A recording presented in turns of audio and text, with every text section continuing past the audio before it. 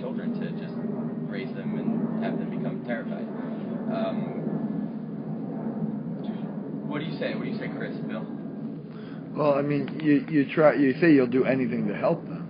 I mean, you try to go out of your way, but like if we're comparing this to corporations, I mean, when you start seeing that they really aren't trying to help themselves, then you do have to try something different.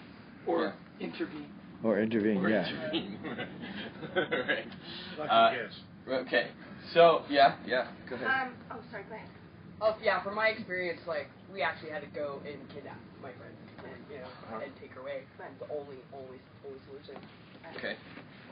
Yeah, at that point, they may not feel that they're even valued or valuable enough to save themselves. And, I mean, Becky really did make daily goals for me to be accountable to her,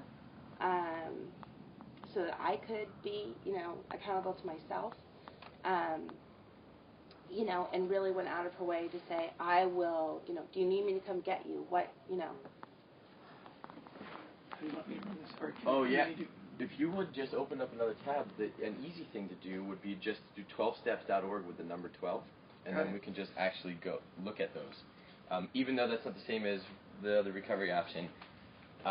What I was getting to, well, I'll tell you about that in a minute. But yes, that kind of constant support, right, might be something that you provide, right? That kind of accountability, that kind of, is this the reality you want? Because I thought you said you wanted this reality yesterday. Yeah. And I thought that we agreed that you couldn't have this reality if you stayed in this But in the meantime, situation. 12 hours of mind games have just been played on you. Corporations have just rolled their commercials or whatever it is. You've just been inundated a whole bunch your place for the last of employment, your the whatever extent it to is, which you're dependent, right? The extent to which you're dependent on this relationship. Right. So they're constantly at you. So we got Monty and Helen, and then I want to. I guess real quickly, I'm sure we're already past this, but a lot of the relationships that come into our encampments, are very abusive. And the best way to deal with that is sit them both down and tell them that that they have equality here and everybody should be treated kind of equal. But I guess that would be the intervention then. Yeah, we'll go. I hope we'll be able to get into that with more depth and sophistication and maturity. Helen. Many of those who are abused really have a genuine affection, love for their abuser, and don't, I think, want to cooperate until you offer help for the abuser. As well as them. That's true. Yeah. So. So can you please relate this, like who's the abuser and who's the victim? In any other circumstance, we wouldn't know what to do. Right? It's basically what you're saying, right? Intervention and addiction, to the extent that 55% of our society and leading the world, right, in mental illness by the age of 75, right, has become so familiar with this particular, where we become so pathological that when you have that conversation we were talking about in the beginning with somebody, you can't get through to them, right?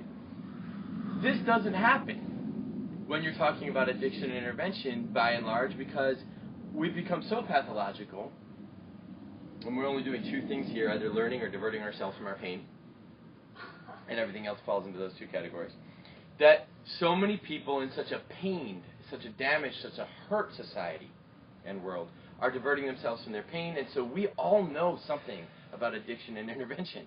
So we have an intuitive way of responding to our friend who's in that dark space, who's codependently stuck, who doesn't have a way out. And yet we not only know how to respond, but we know that there is a way out. We know that there is a way out.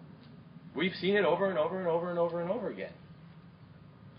And yet, the dominant institution of our time meets the checklist and criteria, not just for toxic, abusive, codependent addicts, but also psychopathy. and they tell a story in those 12 hours in between when you talk to your sponsor, right?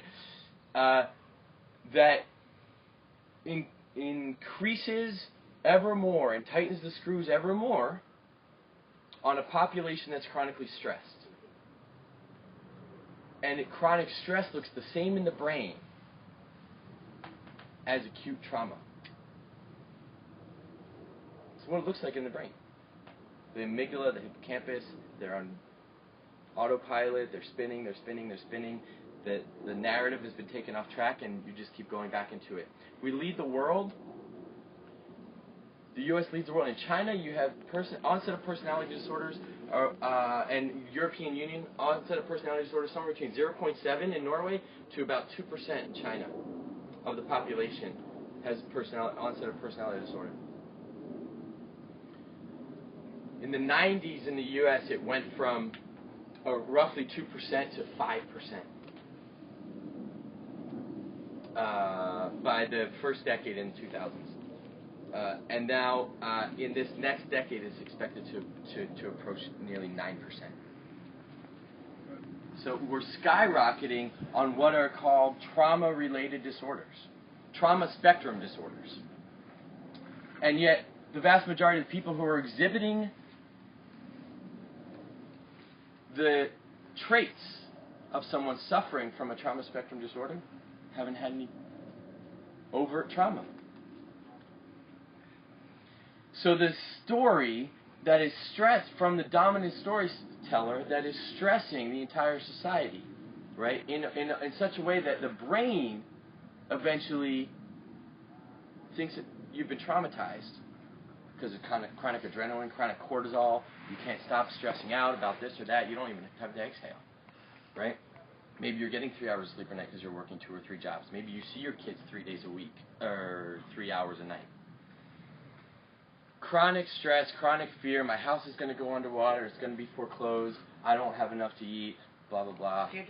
We're going to be. There's terrorism. There's healthcare. Healthcare, huge. You look at the countries that have leveled their soul suffering, according to these statistics, and have kept them at bay and kept them manageable with their social services, as if, how nice would that be to have a network of social workers in every community.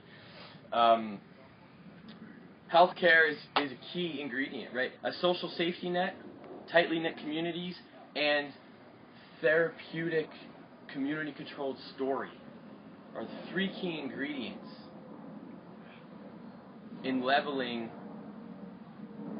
our ability to just rationally respond to the abusive addict in charge of our lives right now. So, can you define that last thing? Therapeutic, community-controlled stories? So that's exactly where I want to go. So one story being told by the dominant storyteller, this institutional psychopath who by law is required to meet the checklist for psychopathy just to maximize profits for their shareholders, is a story that makes a population vulnerable through chronic stress, it looks the same as trauma in the brain, to exploitation. Mm-hmm. That's not how we used to tell stories. We used to be in charge of our own stories. And when we did, and a trauma happened to this little guy over here, the community would get together, the tribe would get together, and they would tell a story about how what traumatic thing or stressful thing just happened to this person, happened to that great warrior in the night sky over there from our people. And how what you don't know is that you're about to earn another stripe in this tribe because you had this experience. And we're going to have a ceremony to honor that. And we're going to sit down and we're going to hear your story as a young warrior. And when we honor your story as a young warrior and what you've gone through to go through this rite of passage, we're going to make sure that you remember that we didn't have you to go through this rite of passage for no reason. We had you so that you could go through these rites of passage for us. And we're going to honor and celebrate that. And when we do our ceremony and tell our story of the meaning of your experience in this traumatic event, you're going to have grown in another step in the eyes of your community. Therapeutic narrative. Archetypal therapeutic myth. Therapeutic narrative. And we don't even have to talk about myth and truth and all that, because we know that the dominant storyteller is not telling the truth. We know that those are myths. They're just myths that bend us in the direction of exploitation, when what we know best after 2 million years of evolution in these brains and these neurons, what we do best and automatically is tell stories that bend us in the direction of liberation. That's what we do organically. The only way to prevent us from doing that is to disable us, to disable that hardwiring. And the best way to do that is to chronically stress that brain. Hallelujah. And the best way to do that is what we're seeing now. Thanks for it. Thanks for that. It is true that constantly don't give you health care, Yes, student loan, your mortgage underwater, your children don't get good education. You're so much. You have to work 4 jobs to pay for that credit card that they gave you to buy everything for free now. You don't have time to deal with them. Yeah. 12 steps. Oh. Just do www.12step. Oh, sorry, it's no S. Sorry, that's what it is. Okay. I was this cafe thing. Sorry. I just like their they just do such a concise thing that I'll go through the just click on that tab itself. Thank you. They just do such a concise, clear description of the original, So what we're doing at Intervention is we're substituting God for power, and the reason why is because we admitted we were powerless over addiction, that our lives had become unmanageable, right? Believe that a power greater than ourselves could. So imagine you're in charge of Goldman Sachs. You're in charge of Exxon.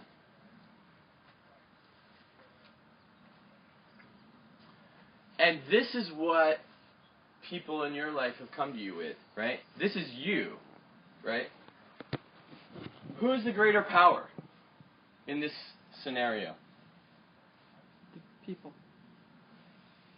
In this case, we might submit that on a spiritual level, for this individual, it's however that person chooses to see their spiritual greater power. But when it comes to our civic body, when it comes to our civic relationship, when it comes to the institution of the people, in a relationship with the institution of the corporation and its extension in a bought and paid for government, we have been giving them our power to use, because that's how you do it in a democratic republic. But once you start using, you can run the risk of abusing. And there's 3 steps to addiction: use, abuse, addiction. So in the personal and compassionate perspective, yes, the God of your understanding. In our civic perspective, we're talking about a higher power that can humbly bring you back down and restore us to sanity, right? Okay, so these are all really important. Because of time, I kind of want to skip to step 9, but just go over those, and in your mind substitute admitted to a power greater than yourself, right? Yeah. Quickly or briefly, and what if there is no power greater than myself? You are then. Well, you're going to have trouble getting past the second step. Well, I understand that. Yeah. Which is why I discarded the 12-step process. Right. That's why rational recovery, to me, seems a lot more reasonable and viable alternative So, in any of this. I'm not going to disagree with you me. on like a personal level for the CEO of Goldman Sachs or whatever. But what I am going to say is that we don't. You said, has anyone heard of rational recovery when you came in? Right. I don't have to say that when I talk about 12 steps. I can just say, so we're going to do a 12-step program here, right? Because we're heading off the cliff. So when it comes to telling our story about what we're talking about, when it comes to, you know, society that's become so addicted, you know, society whose people in power become so addicted to our power they can't stop themselves, they become a threat to themselves and others, and if they don't get, if they don't voluntarily clean themselves up with an amendment that says we're cutting all of this out, then we have to do an intervention. Nobody doesn't get that. So I'm happy. And I get that. Yeah, and you get that. Right. Yeah. Right. So at the deeper levels and at the personal levels, we get a few CEOs to sign up. Let's invite them to look at their options, right, and include rational recovery as one of them, right? Yeah, you can go to Malibu. Give me a new project. Right, you can do Malibu, commercial. Here's your list of places you could choose. Yeah. So truthfully, we don't care. We just think that for advertising kind of media. Well, yeah, the storytelling and controlling the message matters, but it's also it's also time. We can kind of continue this